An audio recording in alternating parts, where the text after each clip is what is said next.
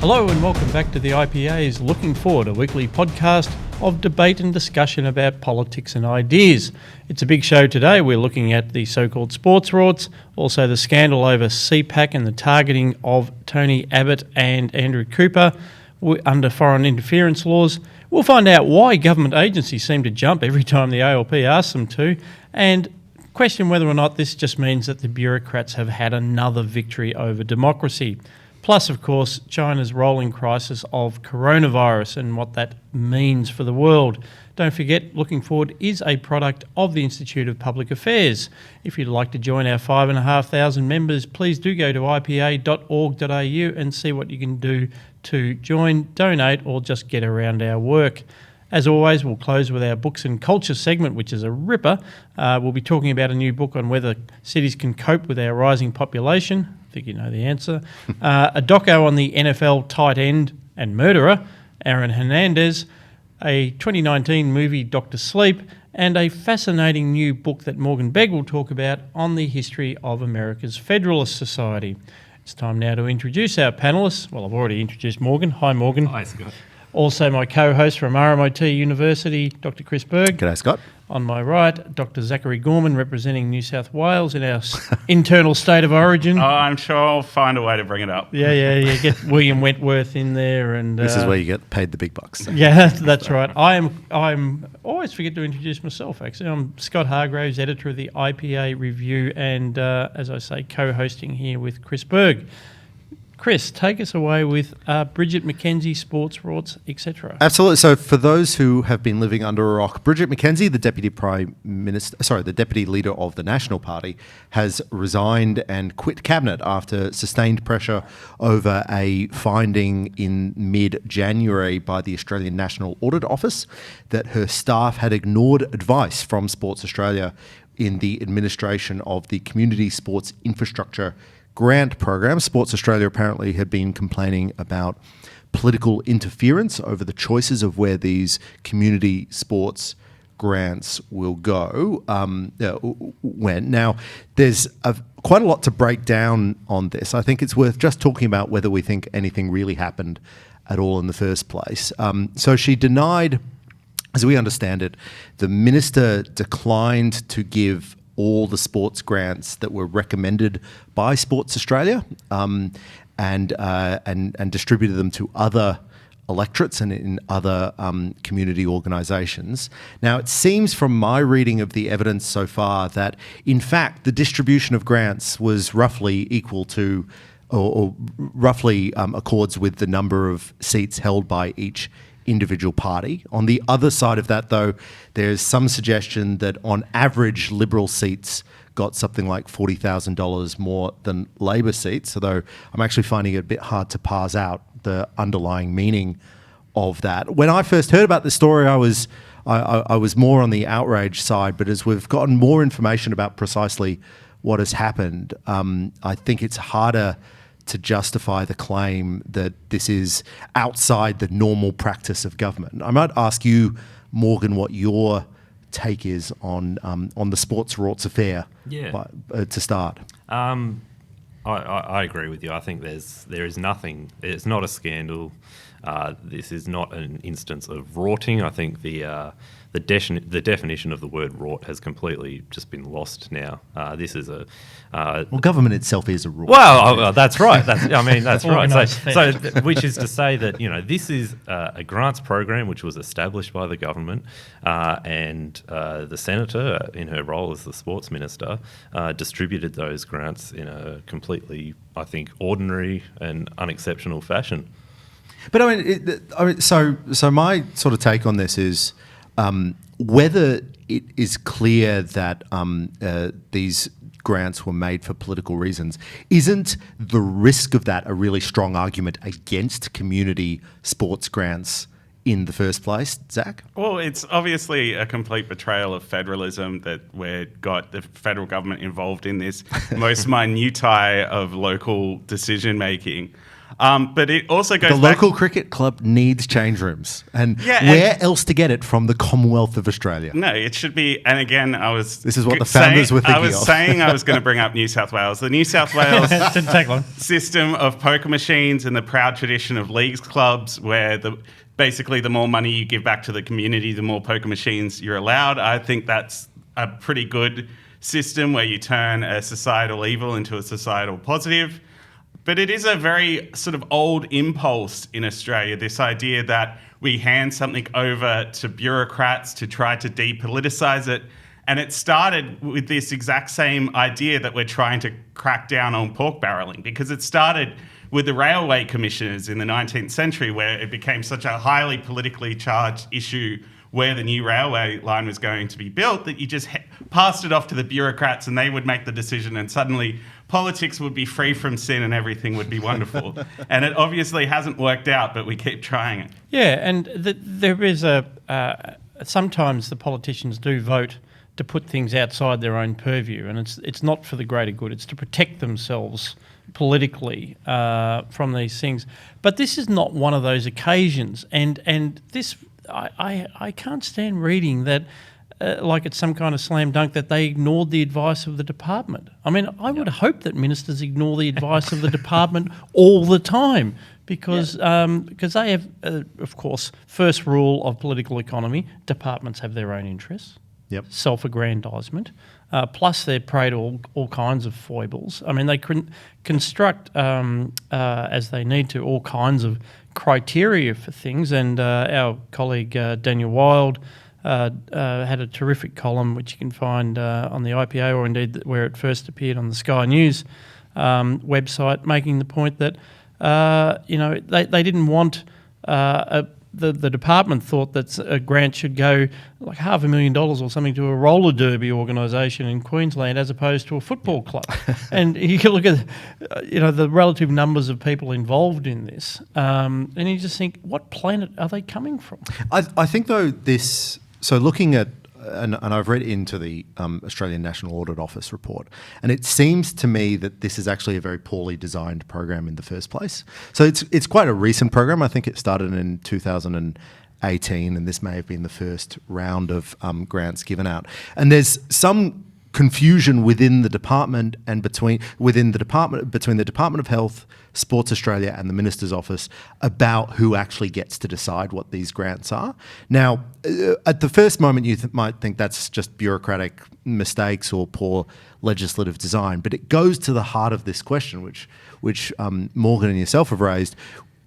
Who are these grants from? Are they from a stepping back set of bureaucrats who have no connection to the political system, who have no role in raising the funds that they're actually distributing? Or are they grants from the minister? And we've been dealing with this debate, in fact, in higher education research funding as well, where there's this huge debate. Are the grants given by, say, the Australian Research Council, are they from the Australian Research Council?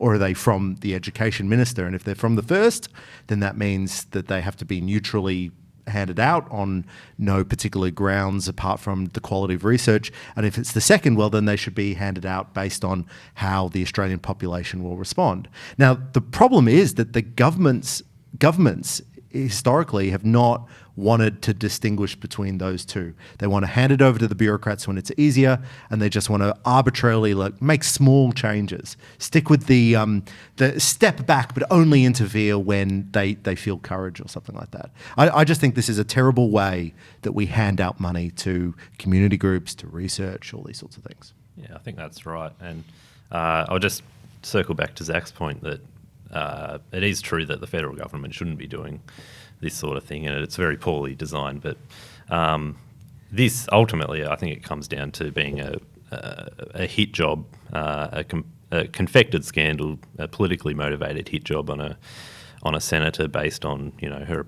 party affiliation essentially an ongoing temper tantrum about the fact that the coalition won the election last year. Tell me, Morgan, how did the Australian National Audit Office actually decide to investigate Yeah, this? well, from one of the great enemies of Thank you freedom for asking, Scott. in Australia, it all started from Mark Dreyfus, The who shadow acted Attorney like General. a grade 3 schoolgirl on the playground, tattling to the audit office about, as I understand it, is a campaign gimmick. The candidate for Mayo at the federal election campaign, Georgina Downer, had presented to a bowls club So having made the decision to award the grant, it then disappeared into the minister's office and came out with a media release in the hands of Georgina Downer. Yeah. Now we might have an opinion about that, but it actually doesn't go to the issue of grant allocation at all.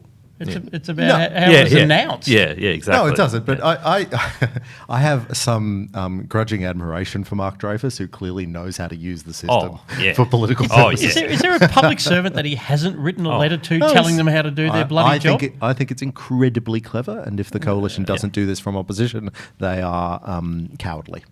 I don't think the opportunity is, obviously we know the political affiliations of those in Canberra. They're very clear from the electoral results. So it's hard for the people on the right to manipulate the state in the same way. Well, and so, which brings us, we'll lead into the next topic on that precise point though, because, so Chris, this was the playbook of Mark Dreyfus in the case which we have talked about before. Again, we hope most of our listeners are broadly familiar with how the first act that we knew of that made it into the public domain about the work of the agencies operating under the foreign interference transparency laws was to target Andrew Cooper and the inaugural Conservative Political Action Conference in Australia. And it's now come out, thanks to the sterling work of Evan Mulholland of the Institute of Public Affairs, ipa.org.au, join or donate, that through FOIs that he'd lodged, that the genesis for this came from a referral from Mark Dreyfus. But the data point that I have is not, here's a letter from Mark Dreyfus. God, there must be hundreds of them scattered throughout Commonwealth public agencies. But you had a timeline there, Chris, in terms of how long it took for them to act. Yeah, so Evan has done some magnificent work in when you FOI the government, and when you FOI particularly a department like the Attorney General's Department, it is an ongoing bureaucratic dispute that you willingly involve yourself in. I've done it a number of times myself. It is soul-draining and mind-numbing, and eventually you get back a massive collection of blanked-out documents that you pull small bits of information about. And I've got in front of me, for our viewers, rather than our listeners, obviously, I've got in front of our what Evan has managed to pull up. And when Evan passed this over to me and I was flicking through it, what I was really struck by is how quick off the mark the Attorney General's Department was in looking at CPAC. So the Conservative Political Action Conference, which of course is the centre of this foreign investment transparency scheme dispute. So the legislation was passed in 2018. The moment that Mark Dreyfus was briefed on the legislation's implementation, according to this FOI, he immediately said to departmental staff as well, wouldn't this apply to CPAC? Could you look into that? All right. Apparently, the Attorney General's Department, or bureaucrats within the Attorney General's Department, then very, very closely monitor the process by which they're putting guests up and getting invitees for CPAC and so forth. And they start sending letters to Tony Abbott before Tony Abbott and Andrew Cooper and so forth, before CPAC is actually held. So CPAC is held on, I haven't got the number here, I think it's August 9th. So they've already sent a letter on August 8th to Tony Abbott. And the meeting with Dreyfus was late July, about late 22nd, July. So, I think, from memory, I think. So we can talk about the specifics, but what horrifies me, in fact, is the idea that there's a conservative.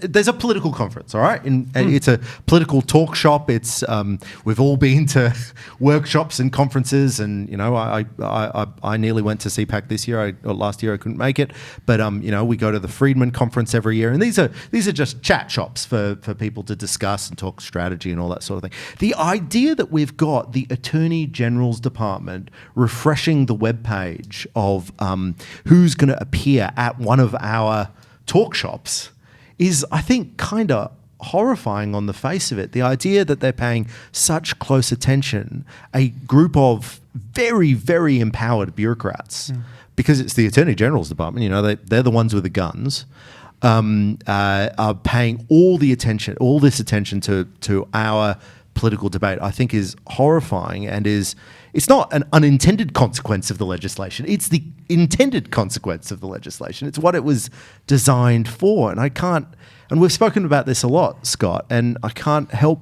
but think that this has been incredible negligence on behalf of the coalition government for passing this legislation.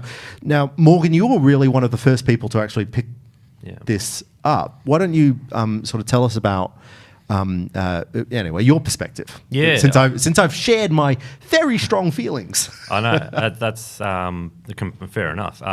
There's just been a complete failure across the board from our representatives and the institutions to uphold rule of law and basic democratic practices.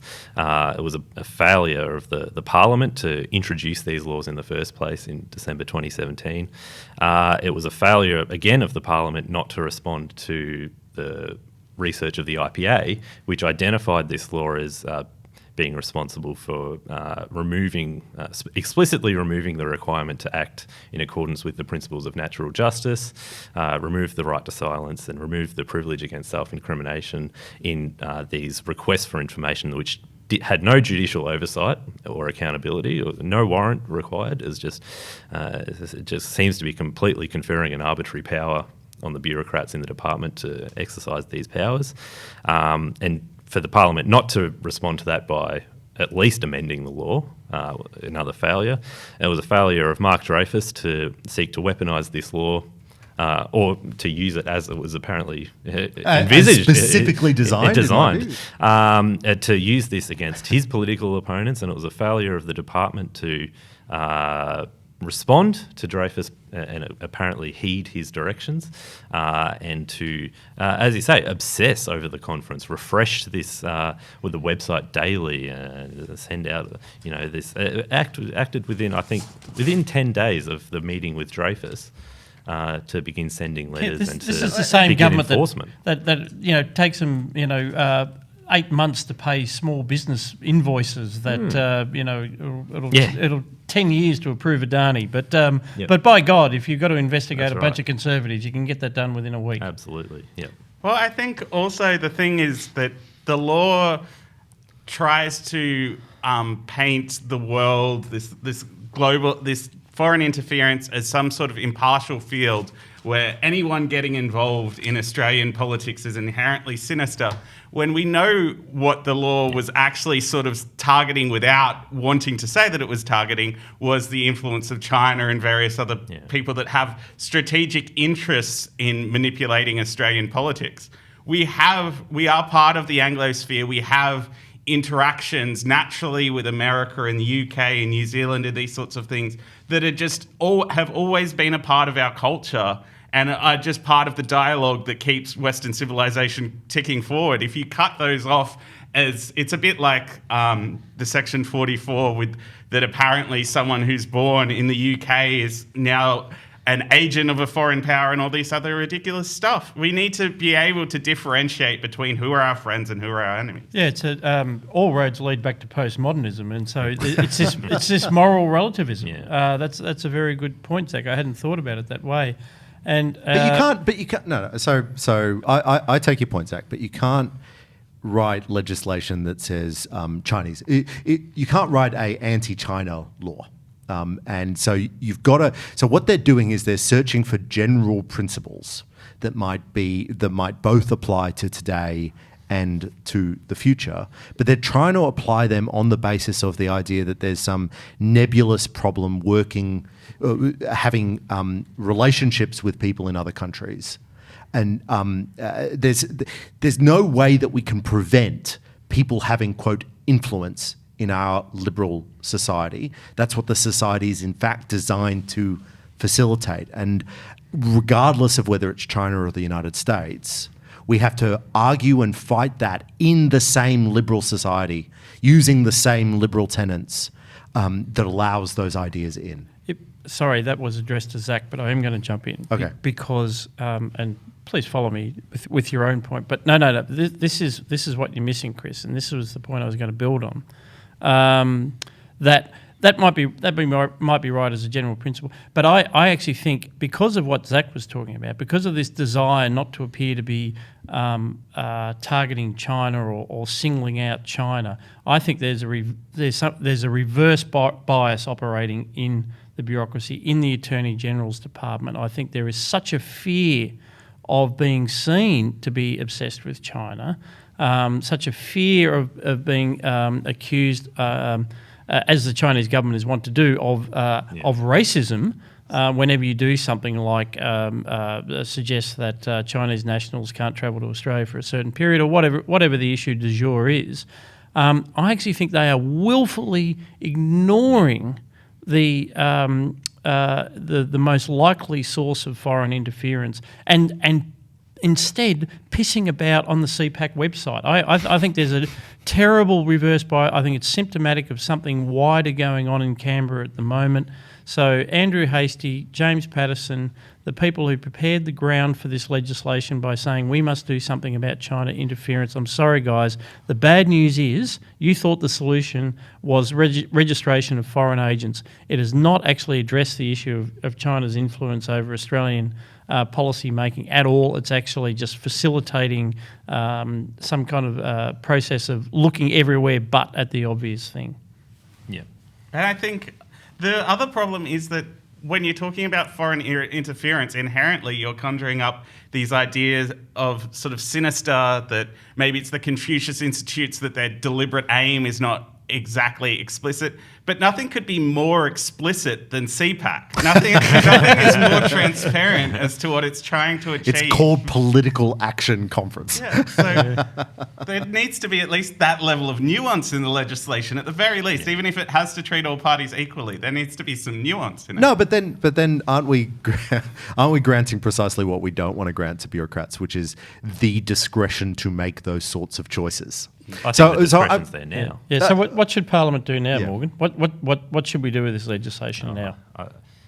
I think start again. I think legislation like this. I disagree that legislation like this could be generalised or applied generally. I think when it is something like this, it should be specific. It should be targeted. It should identify the specific problems. Of course, you couldn't say Chinese, but you could say agents of the People's Republic of China. I'd be completely comfortable with that. I mean, we're a liberal, democratic, capitalist society, and communism is completely and fundamentally incompatible with our society and values. And I think being proactive against that is completely acceptable. And even if, say, the Legal and Constitutional Committee of the Parliament started with examining the legal rights questions which you identified and which remain unaddressed. I mean, the Attorney further failure. The response of the Attorney General has been negligent in two respects. So Christian Porter, first of all, says, well, this wasn't the intent of the legislation, but who cares what he thinks the which intent again is a massive failure. Oh, we didn't intend the legislation to do this. This is your job. Yeah, you have one precise job, which is to write the legislation to do what you want it to do. So if it's not doing what you want to do, and you've admitted that you can't direct these bureaucrats in the exercise of their powers, review the legislation. At the very least, start a process to review the legislation. And it doesn't seem like that's ongoing. And one of the problems that we have in Australia is that politicians get. One of the problems with any democratic system is that politicians get all the credit for passing legislation and none for either amending or removing that legislation themselves. And I just this has always really struck me in the terrorism discussions. Australian governments have made the sedition into a crime at least 4 times since the year 2000, not because there's been an obvious problem in the sedition laws, but because they always get a benefit from, we'll add sedition into this. So they just add new legislation because they get all the benefits from looking like they're doing something, and looking like they're doing something is passing legislation. So if we're to take that lesson into this foreign transparency, the point is not to prevent foreign transparency. The point is to prevent foreign influence. The point is to pass an anti-foreign influence law. But eventually these get into law and bureaucrats do stuff with them. Well, it's the Gillard standard of governance. The amount of times teaching at university where you would hear people praise the Gillard government for having the record amount of legislation passed. That's a nightmare as far as I'm concerned. Absolutely. Shall we... We should actually sort of talk about, because we were originally, Scott, going to talk about the leadership, the Nationals' leadership issues. Oh, yes, and we should briefly. We should, because I'd be interested, Morgan, in your perspective as someone who's got a bit of a Nationals background. So Bridget McKenzie, of course, when she resigned from Cabinet, has led to a really fascinating moment in the Nationals where Barnaby Joyce pushed for a spill. That spill happened yesterday, but Michael McCormack, the current Nationals leader, has retained his leadership of the Nationals Party, and now the Deputy Nationals leader is David Littleproud. I was looking at the papers this morning and I saw this wonderful headline: Nationals leader Michael McCormack says disunity is over after spill, which to my mind implies that he hasn't been paid attention to the last decade of Australian politics. Disunity never ends. Once there is a spill, it's pretty much done and dusted. Whether the clock is ticking. The clock is definitely ticking. Morgan, what does this mean for the future of the Nationals? Do you think there's a bigger dispute going on within the National Party itself? I think so. I think there's been momentum for change among the base of the party for some time for a change. I think Barnaby Joyce, despite his what you might call moral failings in recent times, is still a favourite of Nat's supporters and voters, in my opinion. I saw actually a poll on the Paul Murray Facebook page, which, I mean, social media. What an authority, eh? But it was incredibly scientific. But it's a page which has 120,000 followers, and it could be a reliable gauge of conservative sentiment in the country. It's a terrific show, Paul. That's right. That's right. Shout out to Paul there. And I think it was 79 to 21% in favour of Barnaby Joyce, which I thought was pretty notable. I think, as I said before, the clock is ticking. So I think give it a week, maybe 2. I think Barnaby Joyce will be the leader of the Nats again. And I think that's good for the Nats. And I think Barnaby Joyce is a proven winner, and I think he has impact. He does in a way that McCormack doesn't. There's no impact. There's no one knows who he is, and that's not a personal slight on him really, but it's just as a sort of as a politician who has impact on the political debate. I think Joyce is the superior option. Isn't the question here though about what is the future of the National Party? What is the role for a country-specific rural regional party? Overall, and it's and I wonder whether this dispute is actually papering over, or the underlying part of this dispute is there a role for the Nationals separate to the coalition? Is there a role for the Nationals in representing rural seats? I mean, how do you think about that? Yeah, I think the Nats, especially in recent years, have really struggled with that. I think we saw it when the Nats in New South Wales joined with the Liberals to ban greyhounds, which sort of illustrated to people that the old role of the Nats, which I always appreciated, was to stand sort of aside from the Liberals and say, when things like that came up, and just say, no, stop. I always thought that was the great role of the Nats, was just to say, the sort of the times when the Liberals sort of went off on a weird tangent is just to say, no, we're not doing that. But if they're not willing to do that, then there is no role for the Nats. So that's the role that they need to rediscover if they're going to have a future. And New South Wales is a huge part of the problem because Yeah. the Nats are already... Here's Zach. The Nats are Finally getting you across the line. Josh, can we just clip that? Yeah. The Nats are already isolated to specific states where they have any particular political force, and one of the main ones they have left is New South Wales. But there's been a deliberate takeover of the New South Wales Nationals Party by social progressives that are based in Sydney and are less and less representative of the actual country people that they claim to represent.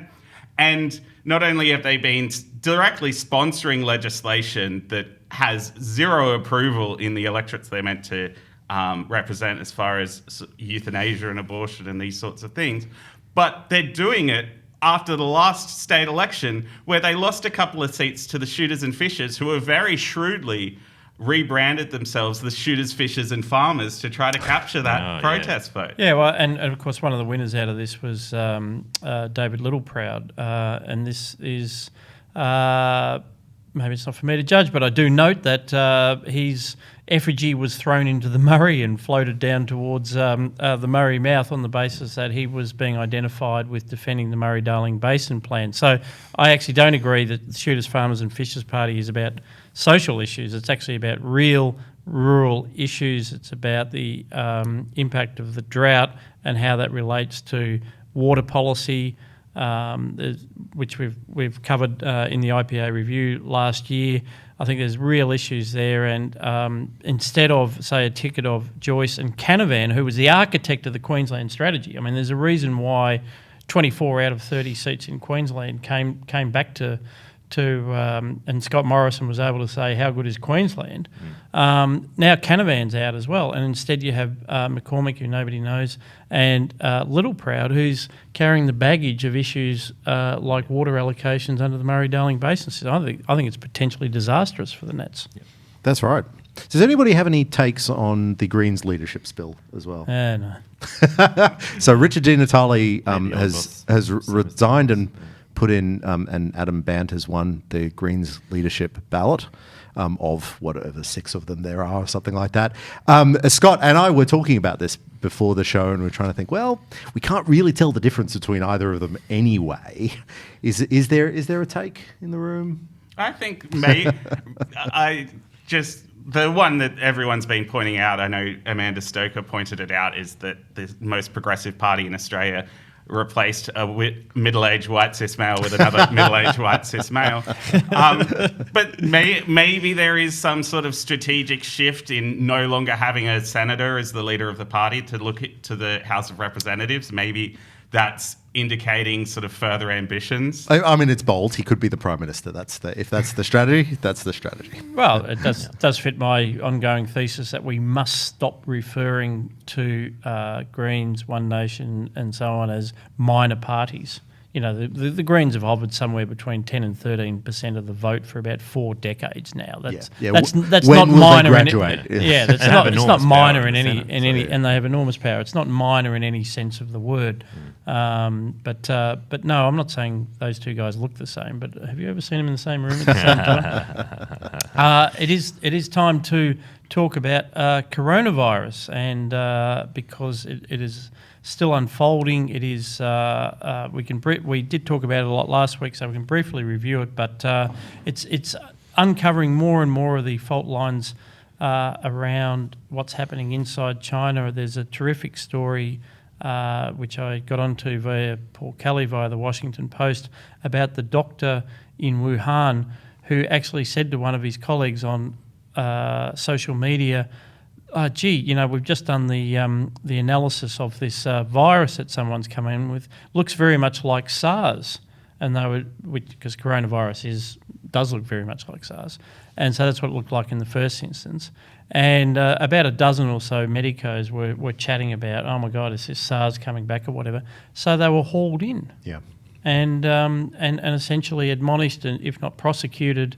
And then, of course, 2 weeks later, it's like, oh, yeah, sorry. Yeah, actually, there is a bit of an issue there. So this is what happens when the state controls the flow of information, and all the early warning systems that you rely on in pandemics or in any kind of system are actually suppressed. So quite apart from Morgan, the Marxist implications of communism, this is actually Leninism. This is the centralisation of power and information has these kind of effects. That's right. So, in fact, when we talked about this last week, we were hoping that we wouldn't talk about it this week. Obviously, we have to. So the latest numbers on the coronavirus as of, we are recording this on Wednesday, is 20,000 infected or affected, with 400 or so dead. The replication rate seems to have slowed in the last couple of days, but there's obviously just massive amount of uncertainty, and it's precisely because the Chinese government is increasingly cracking down on information. So,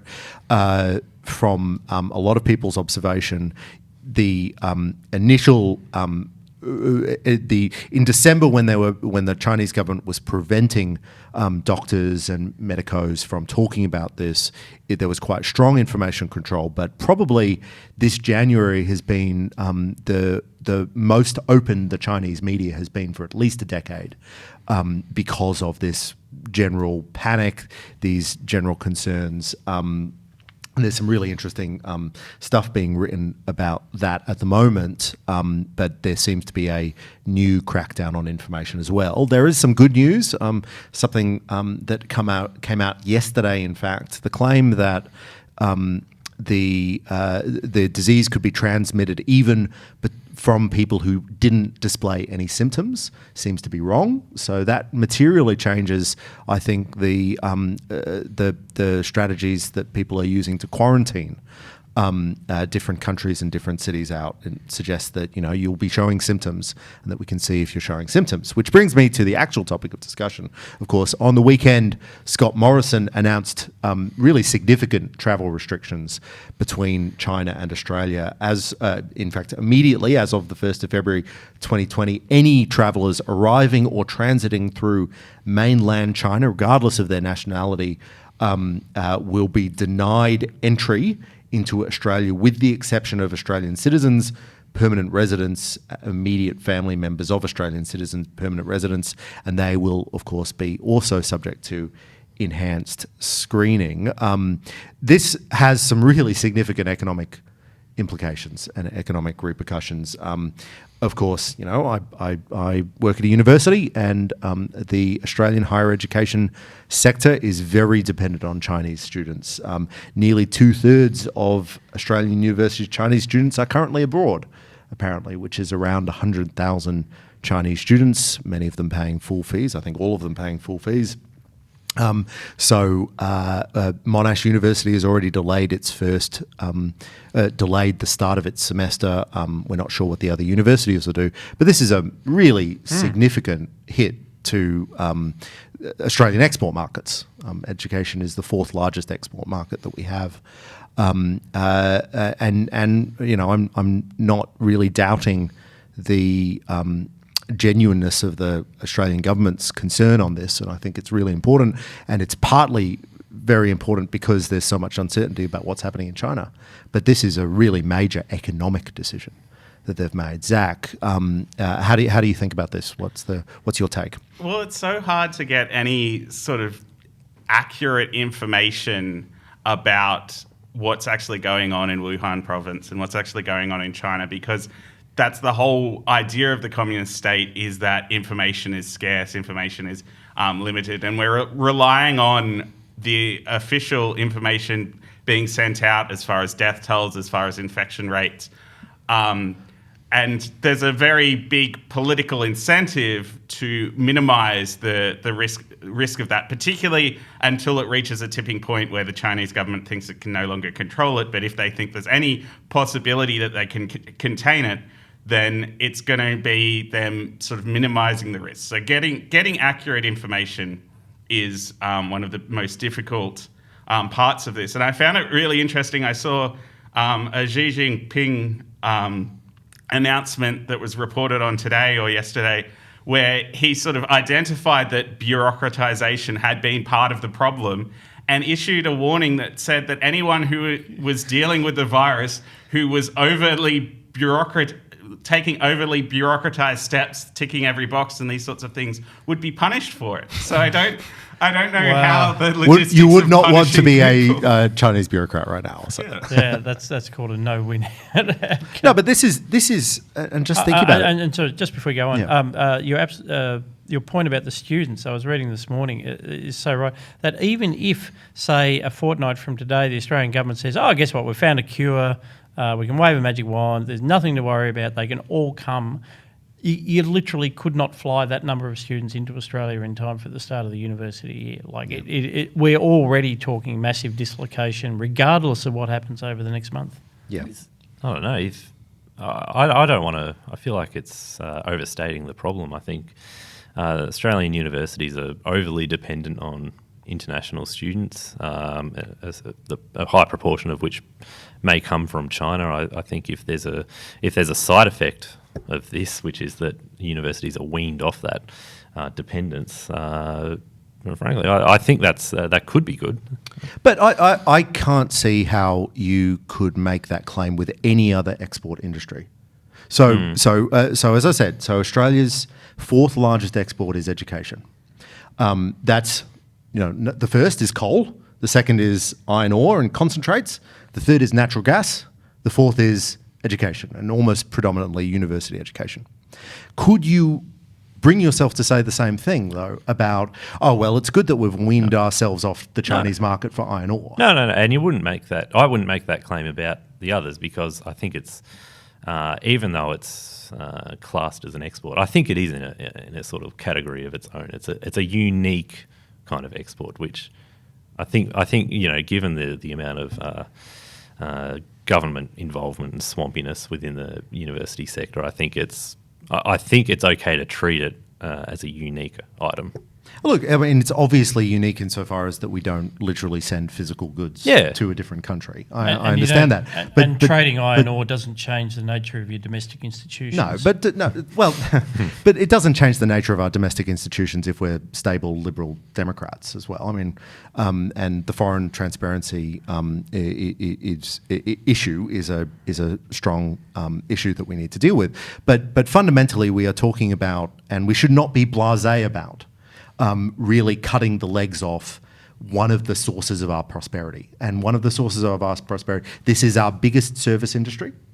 The next service industry after that is tourism, and then it's just lots more which is also minerals, being and so, which of course being really significantly hit. But this is a really, really significant economic decision that the government's made. Isn't it interesting? This really is a case study in how governments manage risk. Because the way governments manage risk is not in accordance with classical risk analysis. There's a whole field of risk communication, and in public health and other fields. So everything you've talked about, let's take that as read. So the steps the government is taking, saying you can't fly here. If you've been to Wuhan, forget about it.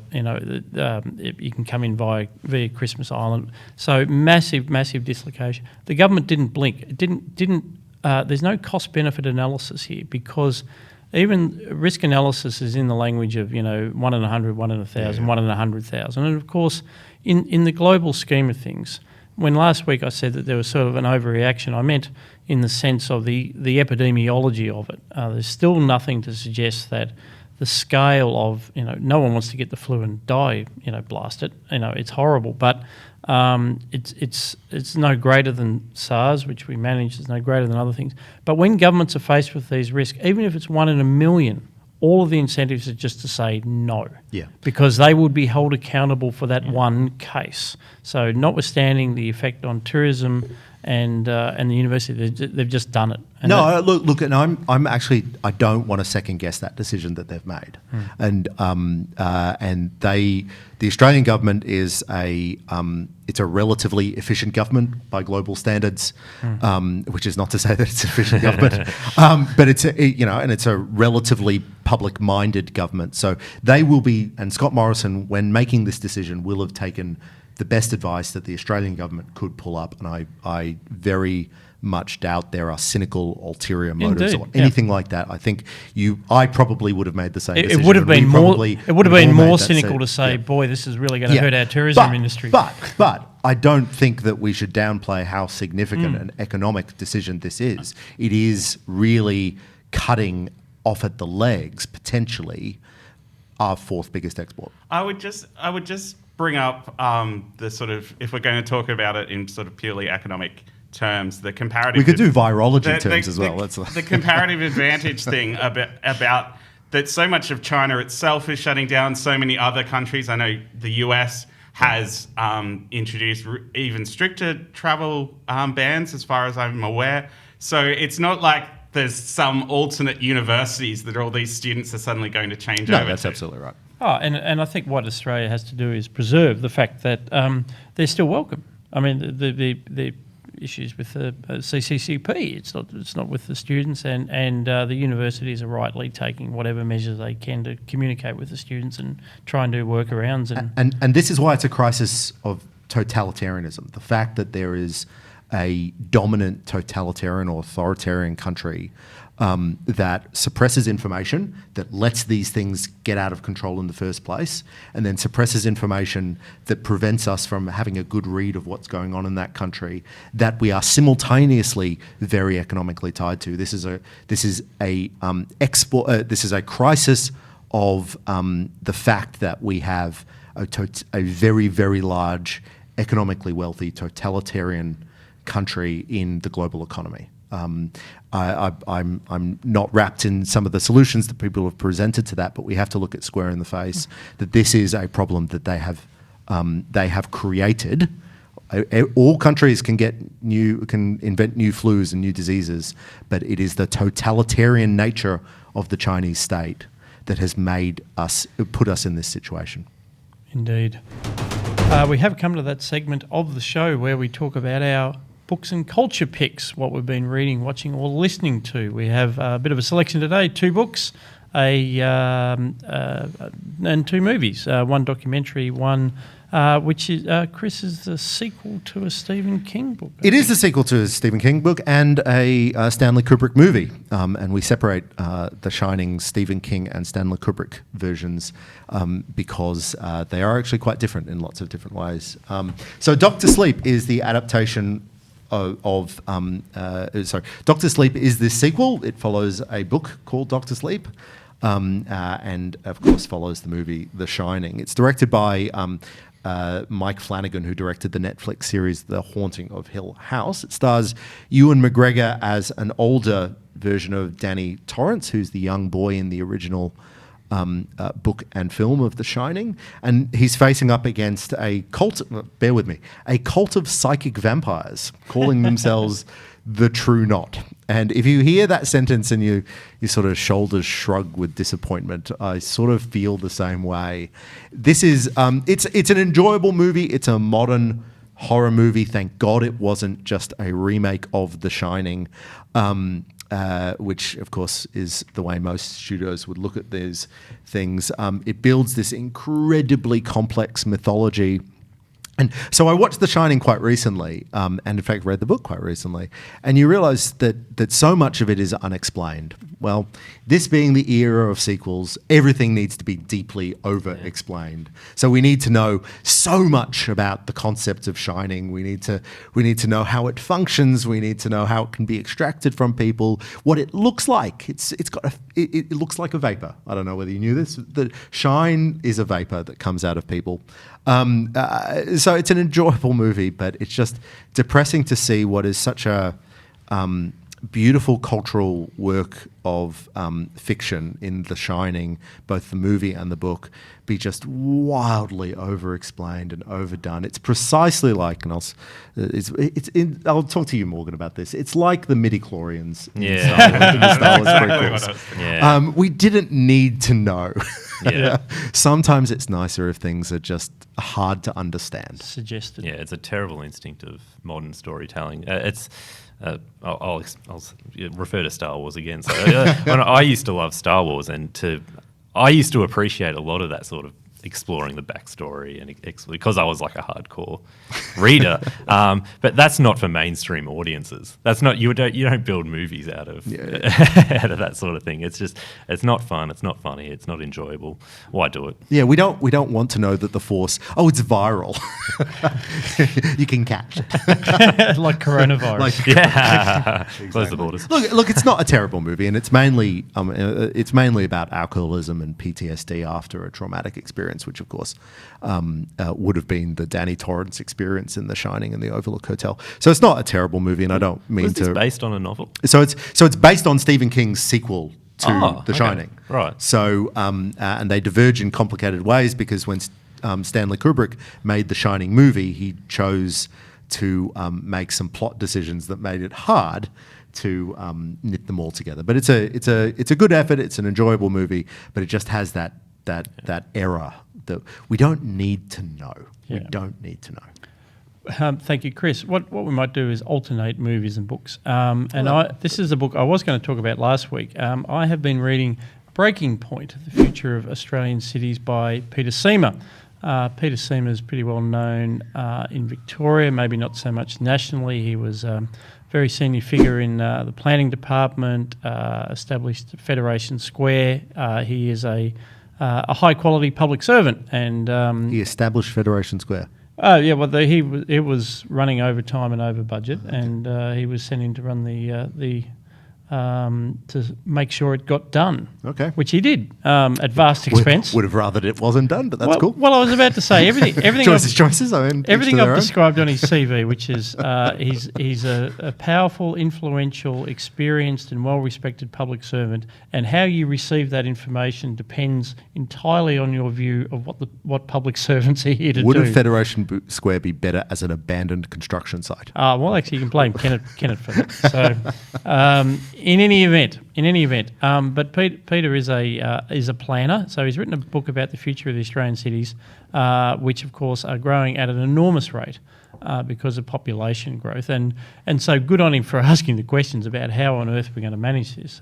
As a planner, naturally he thinks the answer is more and better planning, which I'm not sure is the case. There's a lot of discussion around, say, the virtues of in the US, we take cities like Houston, which have an absolutely minimalist approach to zoning and planning, and seem to be doing much, much better than the cities on the Atlantic and Pacific seaboards.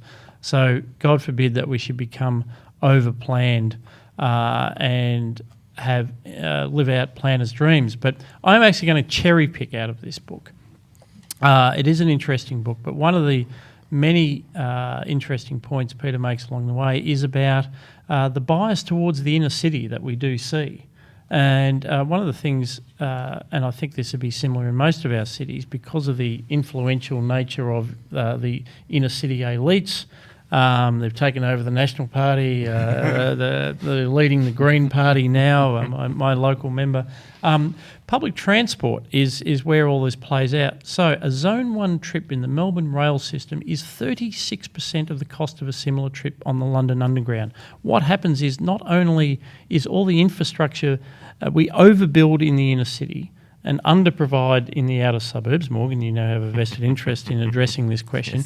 Yes. So we overprovide, so at massive capital cost, and we're doing it again in Melbourne with Metro. They've done it in New South Wales with these wretched trams, which I think over $2 billion or something. And none of the soul of the monorail either. Yeah, that's right. That's right. It didn't have the mirrored pillars, I think, that were in there. No Power Rangers movies filmed using... Do I want public transport to have a soul? Anyway, go on. Anyway, so here's the point. So terrific bias towards the inner city under the guise of saying, well, we must move people into the CBD, but actually it's the people who live in that inner ring that benefit from this. And then because of their political clout, they... underprice it. So the operating costs are actually ruinous.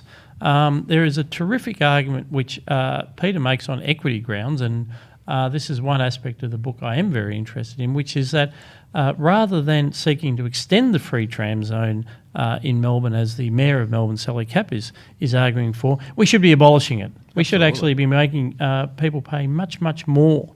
It's sending bad signals in terms of supply and demand. And we need to question all this because, as I say, we've got further massive projects being undertaken at the moment.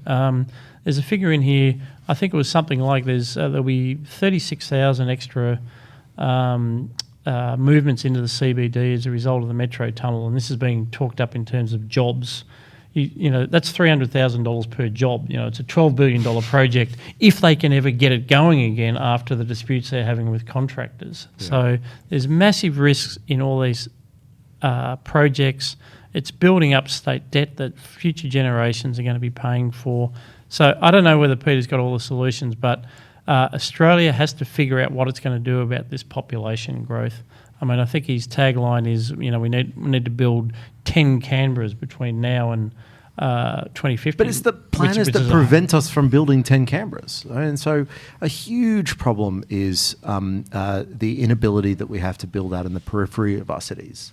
And part of that is because of planners who are pretty sure that people should go and work in the city.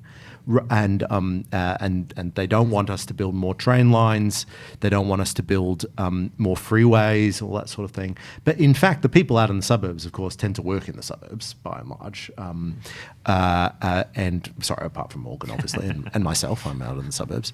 But the incredible failure to open more land on the city's periphery, it's driven by this anti-sprawl bias. Even the word sprawl is this pejorative sense that, you know, people are just building these nice houses out in the distant suburbs with their lovely, you know, you don't need a backyard or anything like that. And then you combine that with the not in my backyard approach and the inner suburbs as well, and we have this massive crisis that someone like Peter Seamer can complain that we're not building enough houses or we're not expanding our cities to fit, but it's also the planning class that is preventing us from doing so in the first place. And what drives that, which he does tease out, is this is, you know, the enthusiasts for public transport. They say what they really don't like about those houses and the jobs out there is that people will drive to them. And this sort of opposition and belief that, we need to invest more in public transport because we need to get people out of cars and into public transport. And the point he makes is that with all this population growth, so we'll literally spend, you know, hundreds of billions of dollars over the next few decades building all this, and the proportion of trips which are taken by public transport to get to work, which is currently like, you know, 10-12% in Australian cities, will still be about 10 or 12% at the end of that process, but we'll bear the capital cost because of all of these works. Public transport is great for getting into a city. It's quite a good system to go from a periphery into the city, but that's only something like 20% of the population so stop doubling down on it. Of a city and suburb area. So if you're going to have people live in cities, they're probably going to have to drive because they don't drive unless you're going to wildly overinvest in public transport everywhere. Which is what we're doing. Which is what we're doing. Yep. So what a system.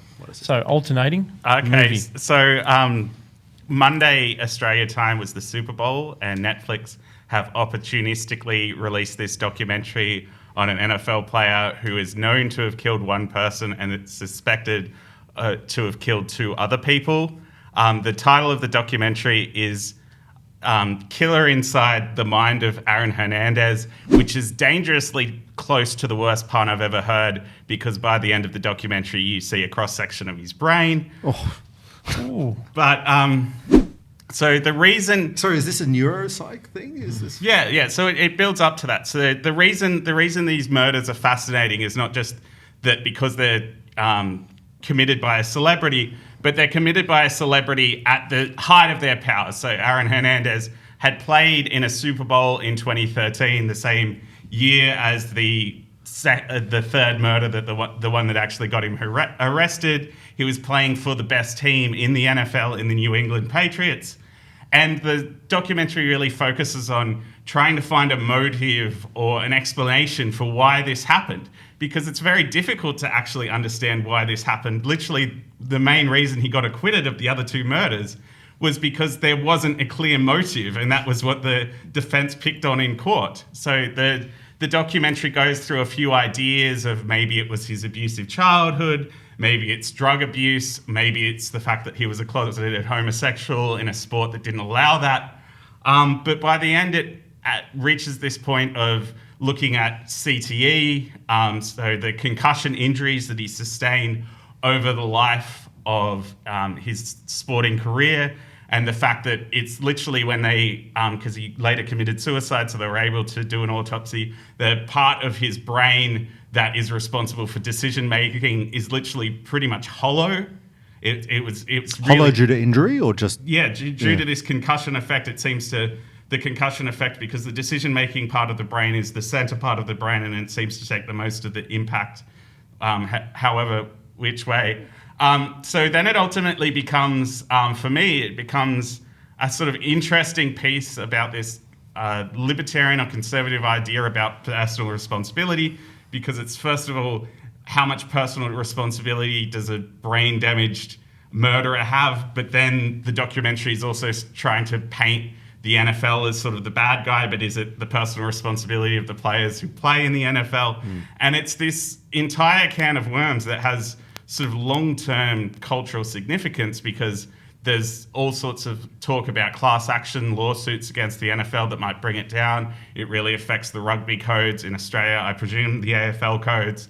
And there was a time, I remember, reading things about the 19th century where they literally had authors who were saying that, well, if a few people die playing rugby, that's better because it will just create a stronger generation that will weed out the weaklings. But we obviously don't live in that time anymore. So how sustainable these cultural icons that we Not the most politically correct view that you could share these days. Yeah, and yes, and it is an issue in AFL as well. I think there's class action being formulated around acquired brain injury, and there are certainly ex-AFL players that are coming out and saying they believe that this has affected them. Greg Williams, former Swans and Carlton star, amongst them. Well, it's particularly a problem with the NFL, and it's one of the things whenever you talk to Americans and contrast rugby with the NFL, they always admire the fact that there's no pads in rugby, but it's actually the reason that the NFL has more concussions than any other sport is because the helmet gives people this false sense of security, so they lead with the head in the way that they never ever would have playing rugby. Yeah, the end result of the class action that you're talking about is we'll introduce rules about helmets and they'll be slamming into each other, and that's the economics of seatbelts. Yeah, that's right. And I think it did actually unintended consequences. I think from memory it was in the year of Teddy Roosevelt who was definitely wanted to save American football in its the most violent, most acceptably violent form that it could. And at that time, people were getting killed all the time. I once read about they used to have a flying wedge. Players would actually sew broom handles into the back of their pants so that the man behind them could grab hold. And so the guy with the ball would be in the middle of this pack of about a dozen players who had all grabbed onto each other's broom handles, and they would literally barge through the opposition defensive line. That was their tactic. That's when it stops becoming sport and becomes war. That's right. So you think it's violent now. So then someone had the bright idea, let's give them helmets that will protect them. And here we are. God. Morgan, elevate this conversation. Elevate the conversation, please. If I can, I will. No, I've just started reading a book titled, and I had to write it down because it's a bit long. Ideas with Consequences, The Federalist Society and the Conservative Counterrevolution by Amanda Hollis-Brusky, who is, from what I understand, a never-Trumper academic, professor of political science at Pomona College in California, I believe. But Never Trumper is his job title? Or No, it's right in the description. No. I was looking through the Twitter, of course, which is the great source of all revelation. And she's an analyst of the conservative legal movement. And this book, it actually, I think the first edition came out in 2015, but I only just discovered it when they republished it last year. So given the Trump administration has made even a couple more. So what is the Federalist Society? The Federalist Society started out as an association of essentially clubs in law schools across America, and it was committed to the idea of limited government, individual freedom, and believing that judges should say what the law is rather than what they believe it should be. So this comes on the back of decades upon decades of a progressive legal establishment forming and implementing those ideas in the judiciary, in the Supreme Court, and completely dominating the profession. So this was a reaction to that. And what the story, and it's an education. It's a sort of like a professional association almost, and it's been incredibly effective in introducing into the mainstream and making it the sort of conservative standard legal philosophy of originalism, which is to say that the meaning of the Constitution was set at the time it was written, and that's the meaning that should persist through time. And I thought that the book itself would actually be a narrative about the history of legal progressive legal doctrine and how the Federalist Society was formed and the successes they've had. But it actually wasn't really about that, and I think maybe this is less interesting for the viewers, but it was more interesting for me. It sought to apply or develop an analytical model about how the Federalist Society actually achieves change in the legal profession. It uses phrases like epistemic community and political epistemic networks, which when I normally see things like that, I sort of tune out. But it was no, I'm not. Miss me with that. But I was very interested in this because it's something that is so important to develop in Australia, which is, I always say that the Australian legal profession is where the American legal profession was in the 1970s. It's dominated by progressives in all the sort of professional institutions, and there's no. And this is the book talks about. It's not just enough to say that. Well, we have 7 High Court judges. If we just have a good Attorney General who appoints 4 good judges, then done. Yep. You've achieved. They'll implement the changes, and then they'll set the precedent, and that'll fix things. And it's obviously not true. I mean, even at the first instance, it's not true because a future court will just overturn that anyway. But what this explains is how you need a profession which also believes in these ideas. You need judges on lower courts who also believe these ideas to essentially construct and share this ideological framework, which can be filter up through the courts and can be successively over different courts can be sort of reinterpreted, reapplied and reapplied over and over again and become a standard sort of conservative philosophy. And so it's a playbook. It really is. It's a playbook. It should be a playbook for the Australian legal profession. Yeah, my ambition is actually to write a book about what the Australian conservative legal community needs to do to be like the Federalist Society, which is a really unique organisation. And I think this is, I'm getting a great deal of enjoyment and use out of this. Well, I consider that a verbal contract. What that really underlines to me, and I'm looking forward to reading the book because it sounds amazing, really underlines to me is that you have to actually win the argument at the level of ideas, and that success at the level of ideas brings more adherence. You can coordinate around those ideas, and that's what the Federalist Society does. But fundamentally, it is still, but certainly started as, an intellectual movement about bringing out the implications of the philosophy of one particular way of reading legislative history or the role of the judge. And they said, well, it's the original intent is what matters, what Parliament or the legislature or the founders thought at any given time.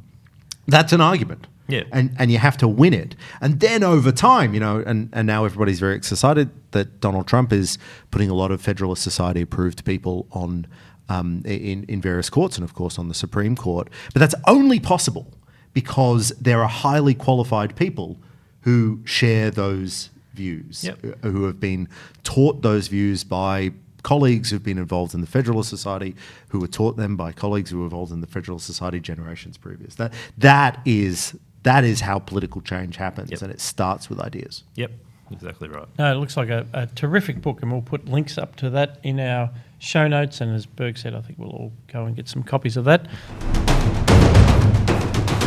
You have been listening to Looking Forward, a production of the Institute of Public Affairs. If you'd like to join or donate or just understand more of our research, please go to ipa.org.au. I'm Scott Hargraves. I'd like to say a big thank you to my fellow panellists, Chris Berg. Thank you. Morgan Begg. Thanks, Scott. Zach Gorman. Cheers. And a big shout out to Josh in the studio. Thank you, mate. We'll be back with more Looking Forward next week.